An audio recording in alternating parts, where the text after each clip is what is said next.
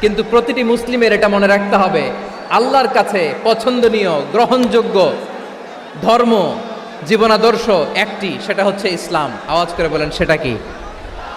লালমনিরহাটের ভাইয়েরা আওয়াজ করে বলুন, আল্লাহর কাছে মনোনীত ধর্ম একটি, সেটা কি?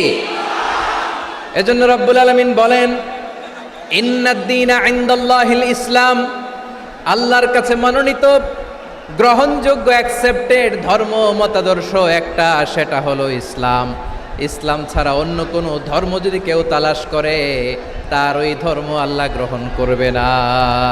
ওমাই ইয়াবতাগি গায়রাল ইসলামি দীনান ফালাই ইউকবালা মিন ওয়া হুয়া ফিল আখিরাতি মিনাল খাসিরিন।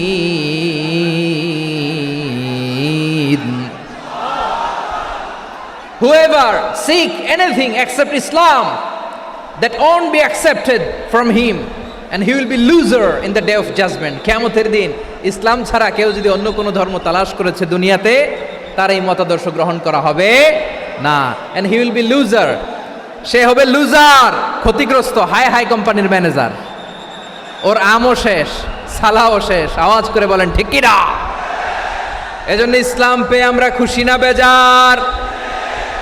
প্রত্যেক নামাজ শেষে আমরা আল্লাহরে বলি, আল্লাহ রাদিতু বিল্লাহি রাব্বা ওয়া বিল ইসলামি দীনা ওয়া বি মুহাম্মাদিন নাবিয়ান ওয়া রাসূলা।